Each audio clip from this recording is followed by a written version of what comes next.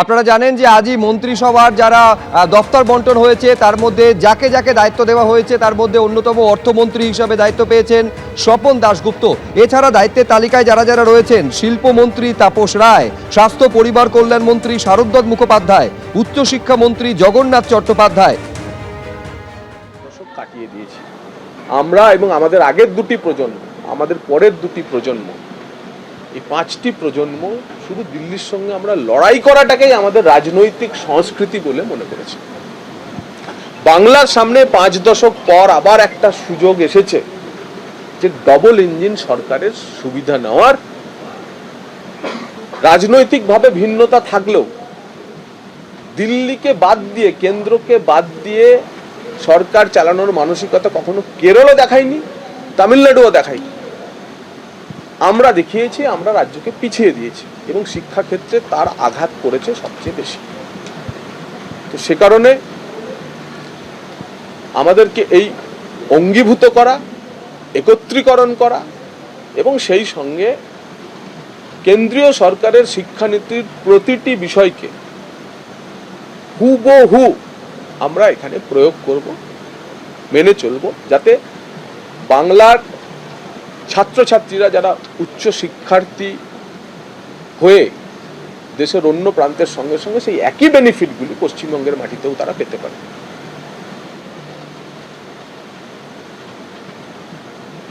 এবং সেই সঙ্গে পশ্চিমবঙ্গের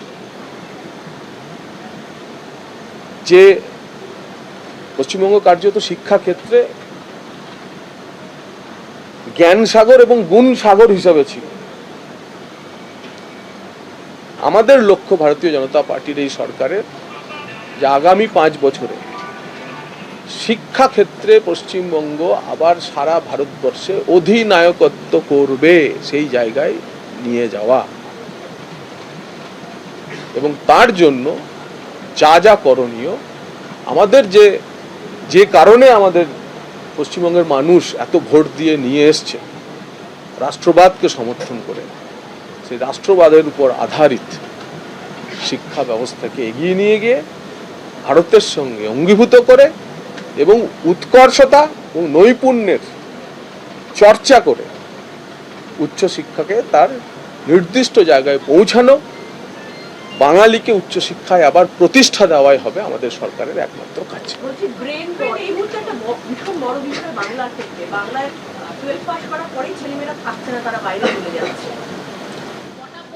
গত 5 দশক ধরে যে এই প্রক্রিয়া এবং গত 15 বছর ধরে যা অত্যন্তভাবে বেড়ে গেছে, এবং এমন কোনো একটি ক্ষেত্র নেই যে ক্ষেত্রে আপনি বলতে পারেন যে শিক্ষাক্ষেত্রের এই অংশটি ভালো। যদি ভালো থাকে আপনারা যদি দেখিয়ে দেন, আমরা সেটা দরকার হলে এগিয়ে নিয়ে যাব। কিন্তু আমিও 1-1.5 ঘন্টা রিভিউ করার পরেতে আমি এমন কোনো ক্ষেত্র দেখলাম না। আজকে অফিসারেরা সব মন খুলে প্রাণ খুলে কথা বলছে। আমরা যে বলছি, আমরা যে গেছি ভোট চাইতে যখন মানুষের কাছে, যে ভয় আউট ভরসা ইন, আজকে আমি আমার দপ্তরের অফিসারদের দায়িত্ব নেওয়ার পর দেখলাম যে সত্যি এটা বাস্তবতা। তাদের যে দম বন্ধ করা পরিবেশ ছিল, তারা এমআইসির সামনে গিয়েও আসলে কি সেটা বলতে পারতো না, পলিটিক্যালি কারেক্ট হয়ে বলতে পারতো। সেই পরিস্থিতি বদলাচ্ছে, বদলাবে। এবং অ্যাজ এ টিম আজকে তো সবে শুরু হলো, ধীরে ধীরে ধীরে ধীরে শিক্ষাক্ষেত্রে যে বদল আসবে আপনারা বুঝতে পারবেন। গত কয়েকদিনের ঘটনা দেখা গেছে সুরেন্দ্রনাথ কলেজ থেকে শুরু করে বেশ কিছু কলেজ এবং কলকাতা বিশ্ববিদ্যালয়, যাদবপুর বিশ্ববিদ্যালয়, সেখানে বাম জামানার মধ্য মেধার চাষ থেকে তৃণমূল জমানার মেধাহীনতার দিকে যে শিক্ষা এগিয়ে গেছে তার উদাহরণ হচ্ছে কলেজে বেডরুম পাওয়া। কলেজে লাইব্রেরির বদলে, কম্পিউটার ল্যাবের বদলে আপনারা বেডরুম দেখাচ্ছেন। এই ব্যবস্থার বদলের জন্যই মানুষ ভারতীয় জনতা পার্টিকে ভোট দিয়েছে।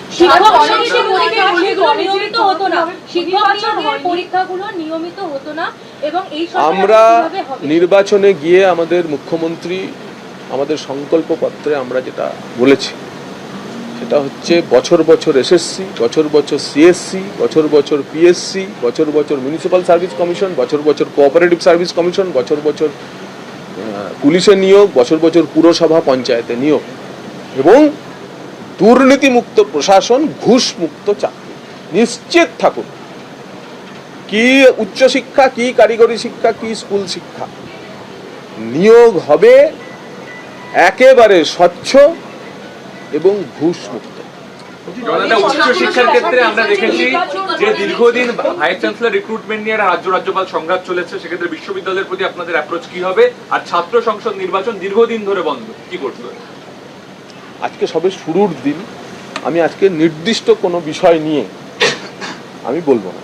আমি মোটা আমাদের সরকারের যে উচ্চশিক্ষা নীতি হবে, যে ডাইরেকশনে উচ্চশিক্ষাকে নিয়ে যাওয়া হবে, সে নিয়েই বলবো। আজকে কোনো নির্দিষ্ট বিষয় নিয়ে কিছু বলবো না। আজকে আমরা একটা মোটা প্রথম দিনে রিভিউ করেছি। আজকে নির্দিষ্ট কোনো বিষয় নিয়ে কোনো আমার প্রতিক্রিয়া থাকবে না। বিশ্ববিদ্যালয়ের যে স্বায়ত্ত শাসন সেটা ছিল না, সেটা দেওয়ার ক্ষেত্রে আপনারা ভূমিকা নেবেন কি? আইন বলছে সমস্ত বিশ্ববিদ্যালয় স্বায়ত্ত শাসিত হয়েই চলে এসেছে। যদি স্বায়ত্ত শাসন আপনার 15 বছর ধরে দেখে মনে হয় যে বিশ্ববিদ্যালয়গুলোর স্বায়ত্ত শাসন ছিল না, তার অর্থ হচ্ছে এই কারণেই মানুষ পরিবর্তন করেছে। যোগ্য চাকরিহারা শিক্ষক, জগন্নাথ দা, যোগ্য চাকরিহারা শিক্ষকদের একটা বিরাট আন্দোলন আমরা দেখে এসেছি। আজকে আমরা শুধুমাত্র নির্দিষ্ট দায়িত্ব নিয়ে দপ্তরের কাজ বোঝা এই নিয়েই হয়েছে। আজকে কোনো স্পেসিফিক বিষয় নিয়ে কিছু বলবো না।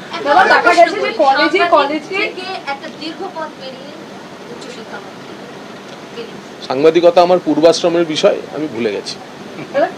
কলেজে দেখা গেছে যে বায়োমেট্রিক ইন্ট্রোডিউস করার ক্ষেত্রে আপনারা কিভাবে সেটাকে কলেজগুলোর ক্ষেত্রেও সেগুলো ইন্ট্রোডিউস করার ক্ষেত্রে কিছু চিন্তা ভাবনা করছেন? অলরেডি তো এখানে যত জায়গায় হচ্ছে, কিন্তু সরকারি অফিস হচ্ছে, কিন্তু কলেজ বা বাকি জায়গাগুলো বিশ্ববিদ্যালয় যা কিছু শুরু হবে উচ্চশিক্ষা দপ্তর থেকে শুরু হবে। আজকের বৈঠকে সিদ্ধান্ত হয়েছে সময়ে আসা সময়ে যাওয়া, এটা উচ্চশিক্ষা দপ্তর প্রথম শুরু করবে উচ্চশিক্ষা দপ্তরের উচ্চ স্তরের অফিসারদের, তারপরে সেটা ধীরে ধীরে ধীরে ধীরে নিচে নামবে। বিষয় এমন হবে না যে কলেজের টিচাররা আগে ঢুকবে আর উচ্চশিক্ষা দপ্তরের অফিসাররা যখন খুশি ঢুকবে।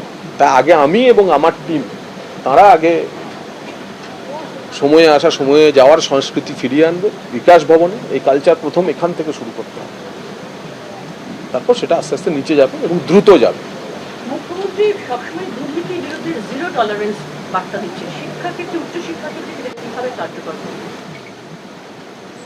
উচ্চশিক্ষার ক্ষেত্রে প্রতিটি পরতে এখানকার দুর্নীতি মানে আপনি কি বলতে চাইছেন? শুধু আর্থিক দুর্নীতি? উচ্চশিক্ষার দুর্নীতি আরো গভীরতর দুর্নীতি। এখানকার দুর্নীতি ভিন্ন ধরনের দুর্নীতি। এখানকার দুর্নীতি, আমি জিজ্ঞাসাই তো করলাম, ডাইরেক্টর ইনফ্লুয়েন্স নেই এখানে বসে? বলো না ডাইরেক্টর ইনফ্লুয়েন্স বলে তো কিছু হয় না। উচ্চশিক্ষায় একটা অশরীরী ডাইরেক্টর ইনফ্লুয়েন্সের প্রভাব কাজ করে, তো ডাইরেক্টর ইনফ্লুয়েন্স থাকবে না।